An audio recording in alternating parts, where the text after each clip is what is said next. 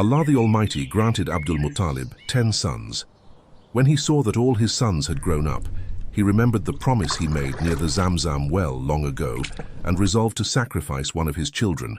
First, he called his sons Harith, Zubair, Hajjal, Dirar, Muqawwim, Abdul Uzza, Abu Lahab, Abbas, Hamza, Abu Talib, and Abdullah to his side and shared his thoughts with them. Since their father had made a promise to Allah, it would not be right to break it. All his sons agreed with their father's decision. However, it was still unclear who would be sacrificed. Abdul Mutalib instructed each of his sons to bring an arrow and write their name on it, then hand it to him. He then took the arrows and went to the idol Hubal near the Kaaba and drew one arrow. It turned out to have Abdullah written on it. Abdullah was his youngest and most beloved son. Since this was not a matter to be taken lightly, Abdul Muttalib's intention was rooted in sincerity and devotion, much like his ancestor Prophet Ibrahim. This was a steadfastness and commitment to promises that only the grandfather of the final prophet possessed. The prophet's father, Abdullah, like Prophet Ismail, demonstrated complete submission and accepted his father's command without any objection. Observing this scene, the Quraysh, alarmed by Abdul Muttalib's resolve, protested, "O Abdul Muttalib, have you lost your mind? What are you intending to do?" "I am going to sacrifice my son," he replied. "May the gods protect you. Abandon this thought. This is a terrible act. It is not something a person should do. Change your mind. If you do this today, future generations might also adopt the horrifying practice of sacrificing their children. Do you wish to annihilate humanity with such an action?"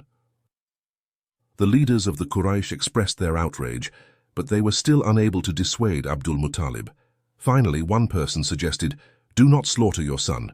We testify to the sincerity of your promise to God. Even if you do not fulfill it, the Almighty will forgive you. Instead, sacrifice an animal in place of your son," someone suggested. However, this proposal did not appeal to Abdul Muttalib.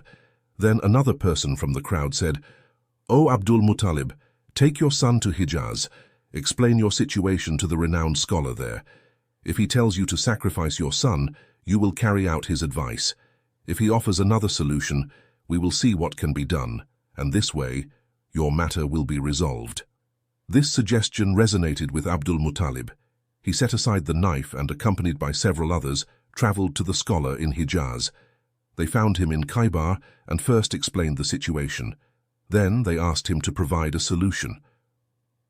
The scholar said, "Return today and come back to me once I have received guidance." Abdul Muttalib and his companions left. That night, Abdul Muttalib prayed to his Lord, beseeching for a favorable outcome and spending the night in supplication. The next day, the people of Mecca returned to the scholar. The scholar began asking Abdul Muttalib questions.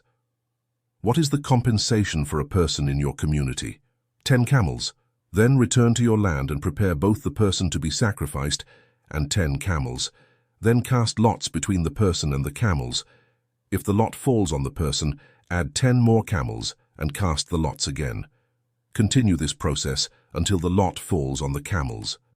Before acting on the scholar's advice, Abdul Muttalib prayed to his Lord once more, seeking blessings and a favorable outcome for his endeavor. Then he placed his son Abdullah and 10 camels together and cast lots. The first lot fell on Abdullah. He added 10 more camels and cast the lot again, but it still fell on Abdullah.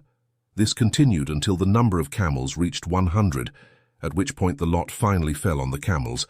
The people rejoiced and said to Abdul Muttalib, "Now you have attained Allah's pleasure." Even then, Abdul Muttalib, being cautious, repeated the process 3 more times to ensure the result. Each time the lot favored Abdullah. With 100 camels as a substitute, Abdullah was spared from being sacrificed, bringing peace to everyone's hearts. Right there, Abdul Muttalib sacrificed 100 camels, fulfilling his vow to his Lord. Many years later, when a Bedouin said to the Messenger of Allah, peace and blessings be upon him, "You are a descendant of 2 sacrifices," the Prophet confirmed the man's statement, responding, "I am the descendant of 2 sacrifices." This was because, like his ancestor Prophet Ismail, his father Abdullah also stood at the edge of the blade, demonstrating the pinnacle of reliance upon Allah.